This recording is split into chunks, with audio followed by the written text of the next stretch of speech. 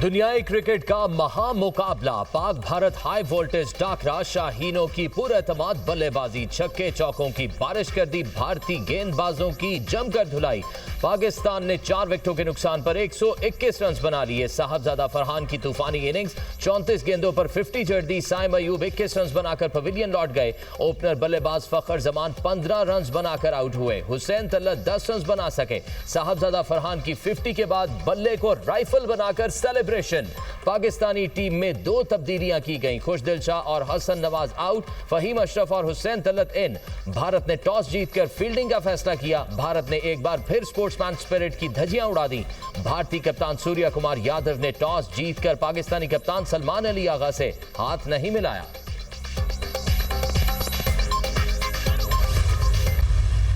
हमें उम्मीद है कि पाकिस्तान जीतेगा ही जीतेगा, क्योंकि ये हमारी जंग है। बहुत दुआ करें अल्लाह करे कि आप जीत जाए इंडिया से। इंशाल्लाह पाकिस्तान जीतेगा। इंशाल्लाह पाकिस्तान जीतेगा। शाहीन शाह अफरीदी से भी अच्छी उम्मीद है कि दोबारा से वो पाकिस्तान को एक ऐसे जोन में लाएगा कि हम कहें कि पाकिस्तानी टीम है और वो ग्राउंड में परफॉर्म करती है। शाहीनों जान लड़ाओ, भारत को धूल चटाओ। शायकीन क्रिकेट की ग्रीन शर्ट से उम्मीदें वाबस्ता, उम्दा कारकर्दगी दिखाकर जीत अपने नाम करेंगे। पुरजोश क्रिकेट फैंस का जोश में होश न खोने का पैगाम।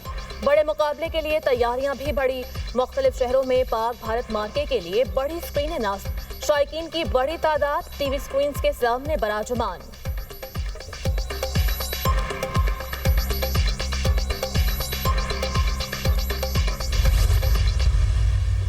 फखर जमान आउट था या नॉट आउट, हॉट इशू बन गया। पाक भारत मैच के दौरान एम्पायर का मुतनाज़े फैसला, ओपनर बल्लेबाज फखर जमान का कैच मुतनाज़े बन गया। सोशल मीडिया पर एम्पायर के फैसले पर शदीद तनकीद। शक का फायदा हमेशा बल्लेबाज को दिया जाता है। शायकीन फट पड़े, फखर जमान का आउट नहीं था। फास्ट बॉलर मोहम्मद आमिर का एक्स पर पैगाम। एम्पायर के मुतनाज़े फैसले पर भारत में भी आवाजें बुलंद। भारतीय सहाफी राहुल रावत ने कहा फखर जमान नॉट आउट लग रहे थे। गेंद ग्लव्स में आने से पहले जमीन को लग गई थी। गेंद फखर जमान का बल्ला टच करके जमीन को छूकर कीपर के हाथ में गई। थर्ड एम्पायर ने आउट दे दिया। भारतीय टीम ग्राउंड में शदीद दबाव का शिकार। पाकिस्तान के 2 आसान कैच ड्रॉप कर दिए। पहला कैच अभिषेक शर्मा ने साहबजादा फरहान का 0 पर छोड़ा। दूसरा कैच कुलदीप यादव ने साइम अयूब का 4 रन पर ड्रॉप किया।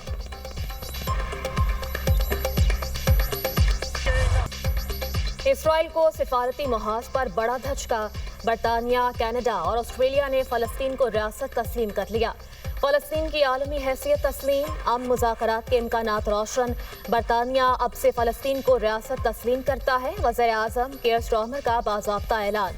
कहा आज फलस्तीनियों के लिए अमन और 2 रियासती हल की जानिब अहम कदम है। फलस्तीन को रियासत तस्लीम करना खित्ते में अमन की कोशिश है। हम अमन की उम्मीद के साथ खड़े हैं। गजा की सूरत हाल नागुज़ीर हद तक खराब है। गजा में जारी इंसानी बहरान में तस्वीर दिल दहला देने वाली हैं। फलस्तीन को रियासत तस्लीम करना एक तारीखी ज़रूरत और इखलाकी ज़िम्मेदारी है। कैनेडियन वज़ीर आज़म मार्क कार्नी ने कहा फलस्तीनी रियासत को तस्लीम करना 2 रियासती हल का वाहिद रास्ता है। कनाडा फलस्तीनी रियासत को UN इजलास में बाज़ाब्ता तस्लीम करेगा। ऑस्ट्रेलियाई वज़ीर आज़म ने कहा फलस्तीन को तस्लीम करना इंसाफ और अमन का तकाजा है। फलस्तीनी अवाम रियासती शनाख्त के हकदार हैं।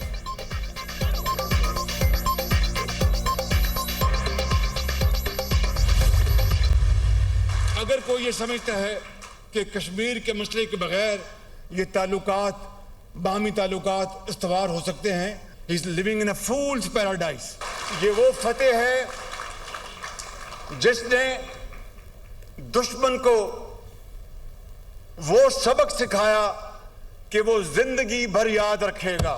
पाकिस्तान को अपने दफा में कार्रवाई करनी पड़ी और एक झटके में दुश्मन के 6 जहाज जमीन बोस हो गए। मसला कश्मीर के हल किए बगैर पाक भारत ताल्लुकात कायम नहीं हो सकते। कश्मीरियों का खून रायगा नहीं जाएगा। पाकिस्तान ने जारहियत का भरपूर जवाब दिया। एक झटके में ही भारत के 6 जहाज जमीन बोस हुए। पाकिस्तान और भारत के दरमियान जंगों पर अरबों डॉलर खर्च हुए। ये पैसा आवाम की फलाह पर खर्च होना चाहिए था। वजीर आजम की भारत को एक बार फिर मुज़ाकरात की पेशकश। लंदन में ओवरसीज कन्वेंशन से खिताब में कहा पाकिस्तान और भारत हमसाए हैं, भारत से बराबरी की बुनियाद पर बात करना चाहते हैं। आज मशरिक मशरिक से मगरिब तक सब पासपोर्ट को इज्जत के निगाह से देखा जाता है। वक्त आ गया है, अब इस्लामी दुनिया को आगे बढ़कर बात करनी चाहिए और अपना लोहा मनवाना चाहिए। समंदर पार पाकिस्तानियों को सोने और जवाहरात में भी तोलें तो कम है।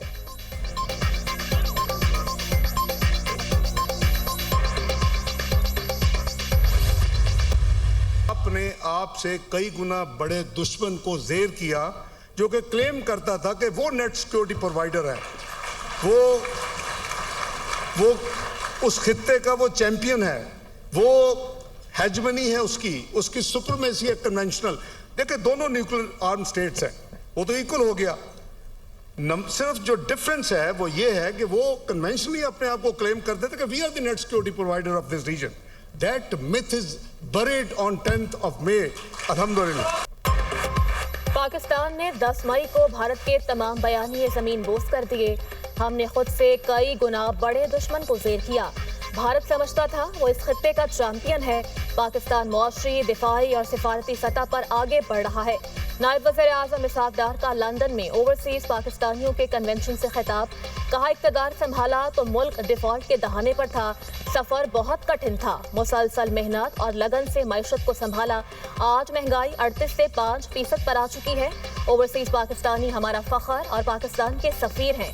वज़ीर दिफा ख्वाजा आसिफ ने कहा पाकिस्तान और सऊदी अरब के दरमियान दिफाई मुआहदा खुश आइंद है।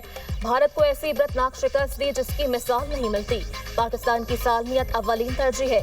चौधरी सालिक हुसैन का कहना है ओवरसीज पाकिस्तानी हमारे मुल्क का सरमाया है। अक़वामी आलम में पाकिस्तान को मकाम दिलवाने पर वज़ीर-ए-आज़म के मशकूर हैं।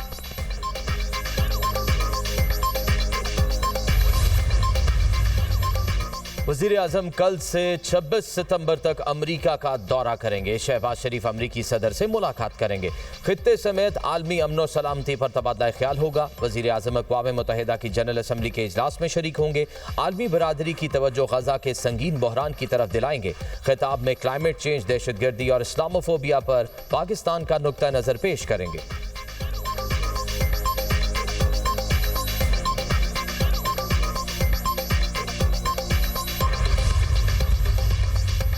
सिक्योरिटी फोर्सेस का कराची डेरा इस्माइल खान में इंटेलिजेंस बेस्ड ऑपरेशन। भारतीय स्पॉन्सर्ड 7 दहशतगर्द जहानुम वासिल, हलाक खवारजियों में 2 खुदकुश बमबार और 3 अफगान बाशिंदे भी शामिल। सिक्योरिटी फोर्सेस ने दहशतगर्दों के ठिकाने को मौसर तरीके से निशाना बनाया। सिक्योरिटी फोर्सेस दहशतगर्दी के खात्मे के लिए पुरआज़म है। अफगान अबूरी हुकूमत अपनी सरजमीन पाकिस्तान के खिलाफ इस्तेमाल ना होने दे। पाकिस्तान अफगान अबूरी हुकूमत से तवक्को रखता है वो अपनी जिम्मेदारी पूरी करेगी। ISPR वज़ीर-ए-आज़म का फितनाल ख़ारिज के खिलाफ कामयाब ऑपरेशन पर सिक्योरिटी फोर्सेस को खराज तहसीन। मुल्क से हर किस्म की दहशतगर्दी के मुकम्मल खात्मे के आज़म का इज़हार। वज़ीर दाखिला मोहसिन नकवी की भी सिक्योरिटी फोर्सेस की भरपूर पजीराई। कहा कौम सिक्योरिटी फोर्सेस के शाना बशाना खड़ी है। ख़वारजियों को कहीं भी छुपने की जगह नहीं मिलेगी।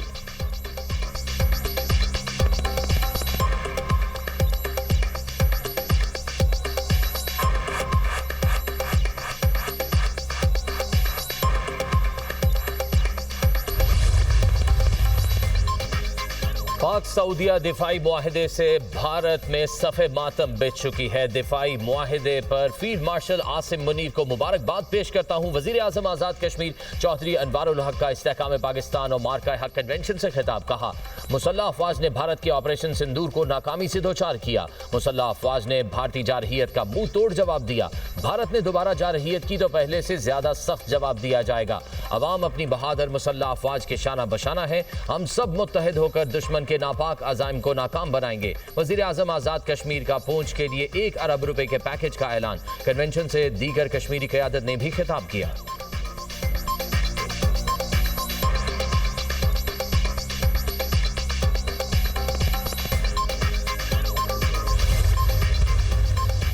अफगानिस्तान ने बगराम एयरबेस वापस ना दी तो संगीन नताइज होंगे। अमरीकी सदर ट्रंप की धमकी। कहा बगराम एयरबेस फौरी वापस चाहते हैं। बातचीत जारी है। अफगानिस्तान ने बात ना मानी तो आप जान जाएंगे मैं क्या करूंगा। दिफाई माहिरीन ने डोनाल्ड ट्रंप के बयान को इंतहाई अहम करार दे दिया। कहा क्या फितनाल ख्वारिज जो अफगानिस्तान में अफगान तालिबान की सरपरस्ती में छुपे हुए हैं अब अमेरिका के खिलाफ भी जिहाद का ऐलान करेंगे या उनके बुज़दिलाना हमले सिर्फ पाकिस्तान के खिलाफ ही हैं।